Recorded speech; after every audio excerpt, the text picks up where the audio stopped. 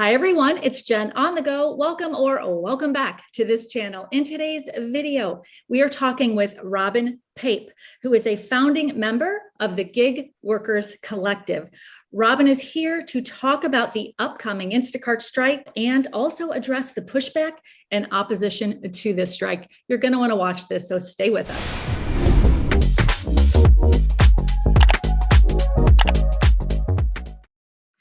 Hi, Robin. I'm so happy you are here. Thank you so much for taking the time to come onto this channel to talk about what you do, who you are. So please introduce yourself, Robin.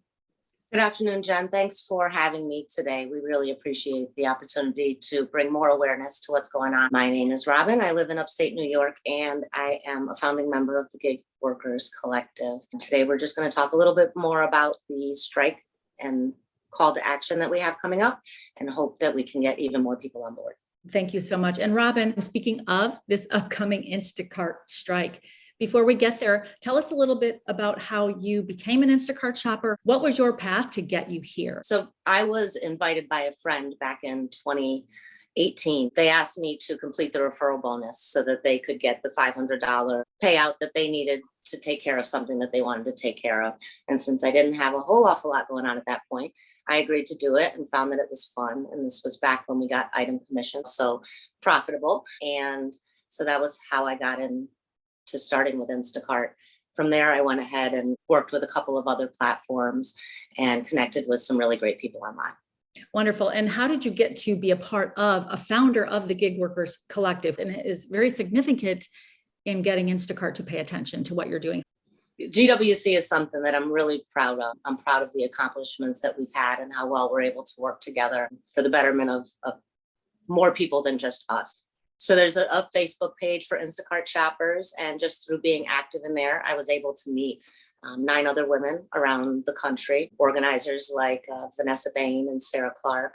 And before we were GWC, we were just 10 ladies on the internet who were getting together and getting pissed off and wondering what we could do about it. And so we had our first action back in November. Well, our first major action was in November 2019, and that was in response to the cuts in pay that we experienced. That was really well received, and we accomplished some of our goals. And so we decided to go ahead and register ourselves as a nonprofit and go through the steps involved with that. And so that's what we did. That is amazing. And I do applaud your effort and your advocacy, because not everybody can do it. So on behalf of all the Instacart shoppers who really don't have a platform or a voice, again, I just thank you so much, because it does take courage to do what you are doing, because not everybody agrees. And we're going to talk about that a little bit. As you know, Willie Solis was on this channel. I interviewed him a couple of weeks ago. He was talking about the Instacart strike and what that means. Robin, what would you like Instacart shoppers to know about the upcoming strike on Saturday, October 16th? So starting this Saturday, we're asking that the shoppers who are able to stop shopping. We have 5 demands. They're reasonable demands, and we're hoping that we can be heard, and there's strength in numbers. We're all about solidarity, and we're hoping that as many people who can afford to stop shopping will, until these demands are met. If you're not able to stop shopping, and we understand that's the situation for a lot of people who are in a hard place right now, we ask that you not take batches that are less than $7 each. For each order, not per batch, that each order is a $7 order or better. Try not to take doubles, try not to take triples. These are just ways for them to exploit us and lower our pay, and we're worth more than that. So do what you can, and the goal is that we're not going to stop protesting in this way until our demands are met. Robin, when I was speaking with Willie, he did specify that the strike is on October 16th. A lot of viewers and other Instacart shoppers are stating that a one-day strike is never going to work. Is this a one-day strike? Is this an ongoing walk-off? Tell me about that. Everyone's circumstances are different, and people are able to participate as much as they can. And we understand that people have bills to pay and families to feed, and that they may not be able to just strike indefinitely. But this is absolutely not a one-day effort. We're asking that people stop as long as they can until our demands are met, and to not accept these low-paying batches. Instacart has shown us when we don't accept these doubles and triples and low paying batches, they'll split them up. They'll raise the pay, and you'll be doing everyone a service and helping to get things back to where they were. We've never gotten anything from this company without striking, without protesting. We complain on Facebook, but if we don't take our grievances public, nothing is going to happen. So we're asking that people continue participating to the extent that they can for as long as they can. And that is reasonable. And again, you're not asking for everyone just to turn off the app and not work, because not everybody is in that position. But at the very least, please don't accept a $7 payout. Speaking of that, an example of an order I just received, a lot of viewers on this channel will send me screenshots of the batches in their area. This particular person just sent me a screenshot of a $9.48 batch payout with 64 items, driving 5.4 miles. So that is an example of a batch that you would ask shoppers not to take, because at the end of the day, if they're taking these, this is not a net revenue. Right. You figure 64 items and 5 miles each way, you're probably spending an hour and a half on this batch, perhaps longer if you're less familiar with the store, depending on what the items are. By the time you factor in your time and all the communication with the customer and the gas to get there and the time that all that takes, it's just not worth it anymore. And then factor in the higher taxes that Instacart drivers and independent contractors have to pay. You're almost paying them to shop for them at that point. It just doesn't make sense. It often bewilders me why people take these batches and think that they're profitable. And we believe it's just that they're not familiar with how good things used to be and all of the things that we've lost since they started making these drastic changes back in 2018. And by taking these batches, it's enabling Instacart to continue this same behavior. If you'll take a triple for $7, you'll take it for $6, and they know that. Interesting. Robin, you talked about the 5 demands that Gig Workers Collective is putting on Instacart to elicit change, which is what prompted this strike. One of the demands is workers need to be paid per order and not per batch. Can you briefly talk about that? Sure. So right now, Instacart is batching orders together. We accept them as a batch, which could include 1, 2, or 3 full service or delivery only orders. Or if you're lucky, you can get a delivery order with 5, a delivery batch with 5 orders in it. In doing this, they're not providing us with I don't even like to call it a base pay. It's not a base pay, it's a minimum pay. And they're not giving us the minimum pay for each of the orders in that batch. They're giving us the minimum pay for one order. That minimum can include mileage. It can include heavy order pay. There's no way for them to break it down to tell us what exactly it includes. But whereas each of those orders would have previously paid at least $7 or $10, or if you go further back, whatever the item commission might have been. Now it's very, very likely that you'll get a batch with 3 orders and the Instacart pay is still $7. And of course, Instacart was quoted stating in response to your strike, we batched the orders together in a triple because this gives shoppers the opportunity to receive 3 separate tips. There'll be one really good, tip, and they'll put 2 other customers in there who don't tip at all, or maybe tip $2 just to get those orders picked up, because we're not going to pick them up otherwise, because we're in this to make money and it's not profitable. So yeah, they batch them all together so that they can get them out. And it doesn't serve us at all. If we wait, they will break these orders down and they will add promos and boosts and peaks, and they will increase the money so that it's profitable, but we need to wait. Absolutely. I agree. And the second demand is reinstate the commission. Initially, there was item commission. If it was 10 items, you knew that you were making $4. If it was 20 items, you knew that it was going to be $8. And that was on top of the base pay that we were guaranteed for each order, because they weren't bunching them in this way then. So yeah, we'd like commission back. We'd like to know that we're going to be paying in a way that values our work and that reflects the amount of effort that goes into each order. And a good way to do that is by the number of items in an order. Absolutely. And then the third demand is the rating system that must change, specifically customer fraud. What is your take about the rating system, and how has this actually impacted you, the rating system? Because a lot of customers aren't aware of the brutal rating system that shoppers have to abide by, expecting shoppers to be perfect, especially now when the grocery stores are so empty. A lot of shoppers have reached out to me this week and said, Jen, I got a 4-star rating. It was not my fault that the stock is low. Customers get frustrated by that. So tell me about your view of the rating system. So a single 4-star rating is all that it takes to take you out of contention for the better paying batches. If you've got a straight 5, then you're going to see the good batches first, and you're going to have a chance to look through them long before anyone with a lower rating is going to be able to see them. So if a store is out of product and the customer marks us down for it, it could be weeks before we get back up to where we need to be able to be profitable again. Ratings are important.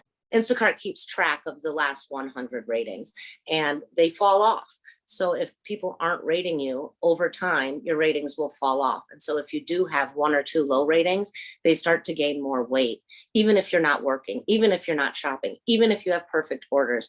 If you're not rated, you lose access to those good orders. And there really should be another way. Some of it is customer fraud, sure, but some of it is also Instacart encouraging customers to mark things a certain way because it's the easiest way to get them a refund or a credit or something else, is they need to indicate that there was something wrong with their order. And so that's the other piece of it, is that while we like to think that most of our customers are good customers and they pay what they can and they don't tip bait and they don't report things falsely, our focus is really on Instacart and what they're doing to hurt us. And those sorts of things are out of our control.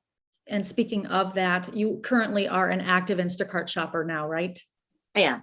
And what is your current rating? A 4.96 or 4.7. It had been a 4.98, but because I hadn't worked, or because I did work and nobody rated me, some of my 5-star ratings fell off. And so it dropped me 1/100th of a point, which took me from seeing the better batches to the not so great ones. And if you're a shopper out there, you guys can all relate. So we've all been there. Robin, you are currently an active Instacart shopper. Are you taking batches right now? Not really. Very rarely. I'll open it up and I'll take a look, and I'm not really seeing anything that's worth the effort or the time. The other problem is that my area is quite oversaturated, as many other areas are as well. The overhiring during the pandemic didn't help, but the number of shoppers in my area quadrupled since I began. So it's harder to find a batch that's worth taking. So I open it up, I take a look, and if I take one a week, it's kind of a miracle. It's pretty bad. I'm in the same boat. I haven't been able to take a batch in over a month because I try every day. I want to Instacart shop. I enjoy Instacart shopping, but I just can't do it because, again, the net profit puts me at below minimum wage and it's not fiscally smart. The fourth demand is occupational death benefits. Tell me a little bit about that. There are a lot of viewers who don't agree with this one, but tell me why you guys are pushing for occupational death benefits. Recently, there's been a lot more incidences of gig workers being hurt, of being killed, of being carjacked. We know that we're not being treated as employees. We believe that we're misclassified employees and that they're doing this in order to skirt labor laws and some of these protections for us. Instacart says that we do have this benefit, just like they were saying that they were making COVID pay available. But if you look in the contract, it says that they may pay occupational death benefits. And we would like things to be a lot more ironclad than that. A lot of the Instacart workforce is parents, is single women, caretakers, is disabled or retired. And these are people who are very vulnerable to being exploited. And we don't want to see that happen. And God forbid that the worst should happen. We at least want to know that Instacart is going to be held responsible somehow for what's transpired. Thank you for explaining that. And that does make sense. And your fifth demand is you would like to see the tip raised to at least a 10% default. I'm sure we're all in agreement there, but tell me about that. And let's talk about the customers who will say, I'm not going to tip you until after you prove your worth. And what I say to that is you already are worthy. We're asking for the default tip. It's not a required tip, a mandatory tip. We're just asking that the amount that shows up when the customer looks at the app be returned to 10%, because it had been 10%. And then Instacart took it away completely. And we had to fight to get the ability to receive tips back. And we were successful in doing that. When they did that, we went through several iterations of what that looked like, but they ended with it being a 5% default tip and a 5% service fee that goes to Instacart. That's changed now. In some places it's 8%. And for some delivery orders, they're charging as much as a 15% service fee more recently. Customers often feel that the amount that's set as the default is the fair amount to tip. And that might be $2, that might be $5, but this is a service and we are valuable. We became essential during the pandemic and we still had to fight for every little scrap we received. So yeah, we would like that 10% default return. There's such a thing as tip conditioning. And if you put the 5% as the default, people are going to think that that's what an appropriate tip is.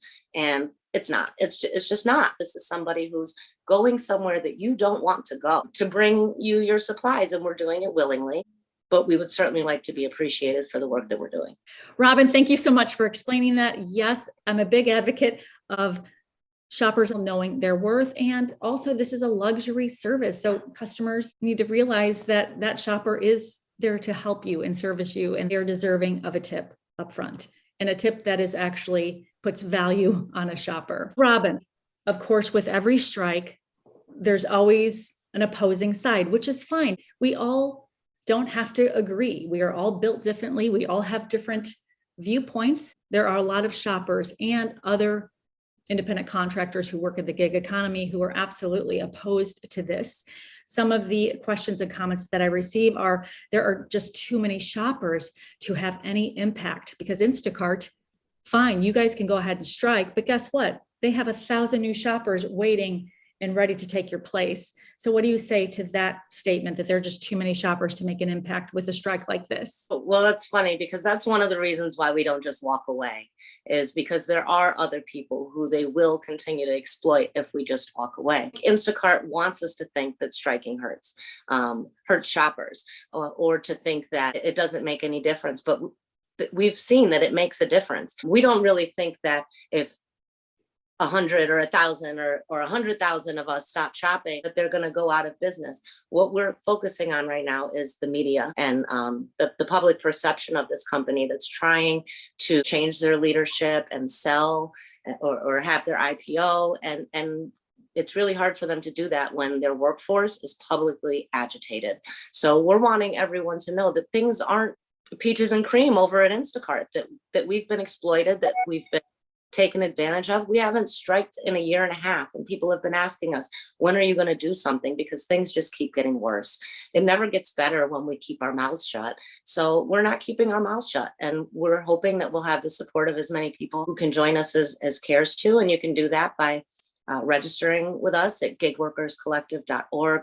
We're looking for our GWC sponsored Facebook pages. We'd be happy to have as many people as we can, because there's strength in numbers. We want the support of these people, and we don't have this unrealistic expectation that our strike is going to shut them down, or people won't get their groceries if some of us walk off on that day. What we really want to do is highlight the way that they treat their workers while they're trying to sell their company, and have our demands met. Our demands are reasonable. Almost every single one of them is something that we had and we took away. We want it back. That was amazingly stated. Thank you so much. And I do want to say that I am proud of you for taking a stand against Instacart and for using your voice. And a lot of people would say, this is just complaining, and this isn't a W-2 job. You're not an employee. So why are you griping about this? You're acting like an employee here. What would you say to all of the people who are saying, you guys are complaining, it's not going to do any good, you're acting like an employee, and you're not, you're an independent contractor? What would you say? So this is unpopular. I would say you're acting like an independent contractor, but you're really a misclassified employee. A couple different states are already investigating this. I'm in New York, and our Department of Labor is looking into it. We truly believe that we've been classified in this way for them to be able to skirt protections for us and to pay us less and exploit us. If you look at Prop 22 in California and the money that was spent there and how hard it would be to overturn it, that's all for the gig companies. That's not for us. Robin, for those independent contractors who do all kinds of gig work, including Instacart, those that are listening who might not agree that you are saying we are not independent contractors, can you explain just a little bit more the Gig Workers Collective viewpoint on that so we can maybe better understand what you're saying? Sure. So if you were to Google independent contractors ABC test, you would find something that gives you 3 criteria for independent contractors. And we have to meet each of them in order to be considered independent contractors. So these criteria might vary a little bit state to state, but generally overall, this is what they are. The first one is that the worker is free from the control and direction of the hirer in relation to the performance of the work, both under contract and in fact. I think it's really clear that we are not free from their control and direction. The second criteria is that the worker performs work that is outside the usual course of the hirer's business. Instacart tries to say that they're a technology company, but they deliver groceries. The third criteria is that the worker is customarily engaged in an independently established trade, occupation, or business of the same nature as the work performed for the hirer. So that would mean that you or I, we already have our own grocery shopping, resale, delivery business. And so we're contracting our services in that way. So in order to really be considered an independent contractor, you have to meet all 3 of those requirements. We don't meet any of them. I would argue that most of these gig apps, I can't think of any where we actually do meet any of these criteria, let alone all of them in a way that would actually make us independent contractors. We're misclassified, and this is done to hurt us and help them. That is such a good point, that we do think we are these independent free contractors, but we are at their mercy. We're truly not free from them. They're telling us what to do, where to go. These algorithms control our every move and who's going to get what at what time. So I really appreciate that viewpoint. I really do. 2 viewers who are either on the fence or anti-strike that state the energy you're spending on this would be energy better spent on your own self or improving your own situation. What would you say to these people that they're saying we're just putting way too much energy into this walk-off, into this strike? How would you address that? So Jen, I just find that to be a really interesting question as to why we would spend our energy here instead of somewhere else. We see shoppers complaining all day long on social media, and they're asking us for our help.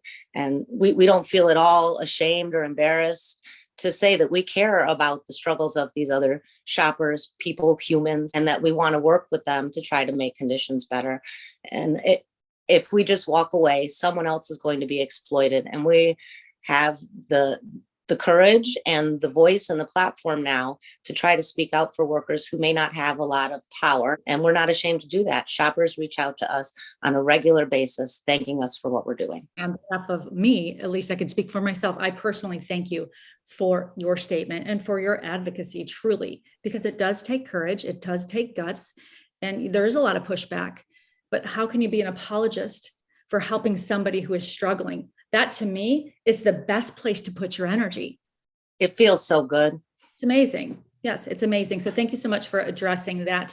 Robin, will Instacart actually even take notice of this strike? Do they know this is happening? What has Instacart's response to this been from the gig workers collective perspective? Instacart knows it's happening. Instacart knows who the Gig Workers Collective is. They won't engage with us individually or as a nonprofit.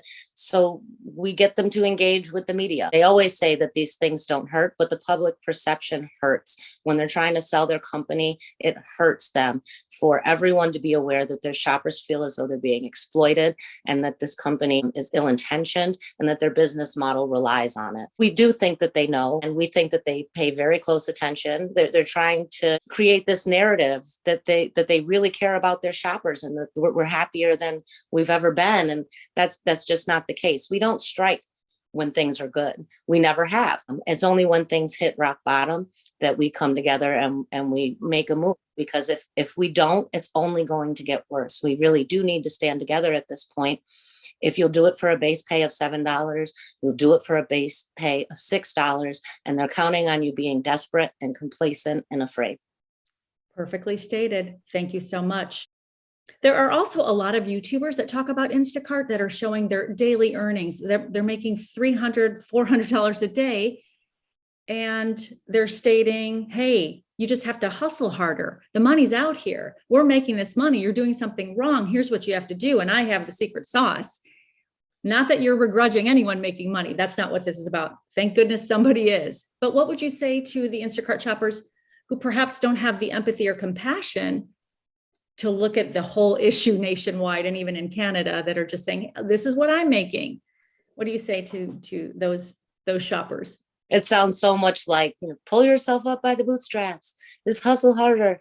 And obviously the playing field isn't fair for everyone. Every market is different. Your ability to earn is different. The hours that you can work is different. The number of hours you can spend doing this a day or a week is different. The majority of people are not making anywhere near what they used to make. They're not making $300 or $400 a day. The pay has been cut drastically over the last several years, including during the pandemic.